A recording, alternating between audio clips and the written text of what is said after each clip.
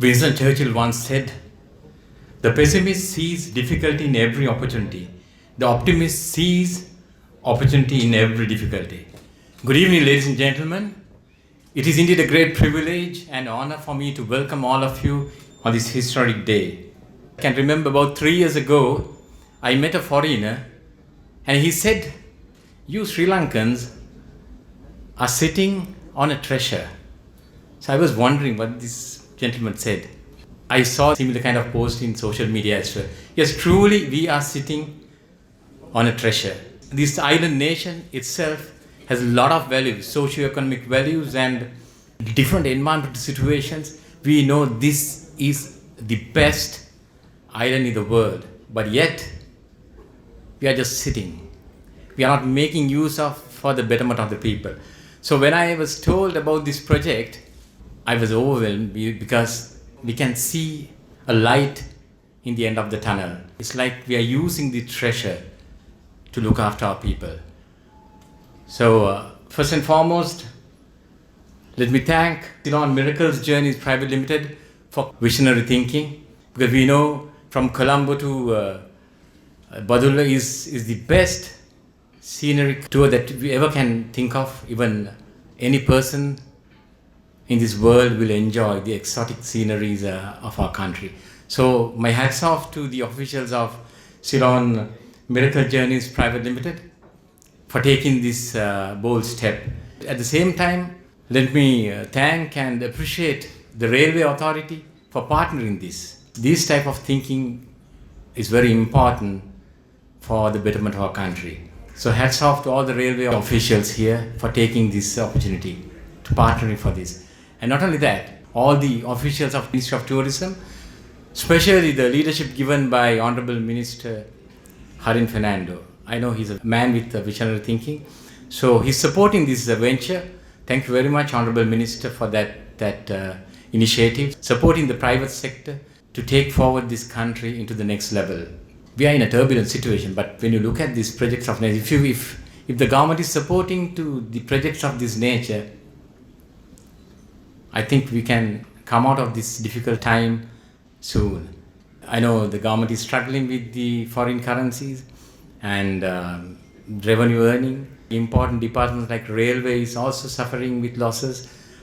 I know if you initiate these kind of projects, especially to boost tourism, this will be very helpful to come out of this turbulent situation. So thank you very much for all you gentlemen for taking the initiative. I know this tour to Alla, kind of an innovative idea, giving 5-star facilities to foreigners, all the people who are traveling there, and allowing them to enjoy the exotic sceneries, which is very important. So before I leave, I just want to, since I'm a motivational speaker, I always take this metaphor. So I just want to end up with that metaphor called threefold code. I found in this beautiful metaphor in the scripture. When you take a single code, you can break it. But when you put two codes together, that has some power. In Sinhala you call Depotaranu, Shaktiman. But when you add the third code, threefold code together, it's very difficult to be torn apart. Tumpodlanu Kalanda Amari. As a country, how can we use this? Code number 1, we need to have a strong, formidable vision. Unfortunately, when the governments change, when the authorities change, the vision goes off. Please have a formidable dream. Try to inculcate that to the mindset of people in this country. Government has that responsibility to entrench that into the mindset of people.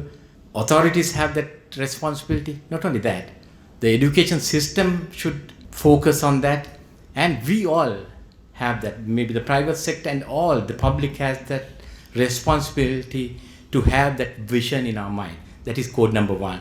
Then no one can deceive us from that.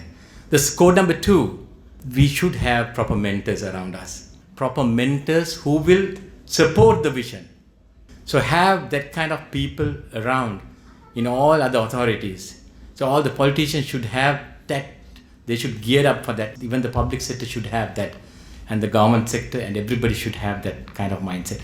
Unfortunately, I will just tell you, last December when I came from abroad, In the immigration, I found immigration officer. I don't want to name, but I'm just telling we need to put things correct. And he was scolding a foreign lady. So I was shocked, and she was telling, "Come on, officer, your colleague has told me to come through this. No, you have to go back." So I was shocked because we are begging for foreigners to come here. We have to change the mindset of our authorities.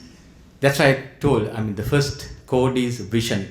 Please align everybody into that vision. And the third is, I always tell, if you have the vision and proper mentors, we can achieve so many things, milestones.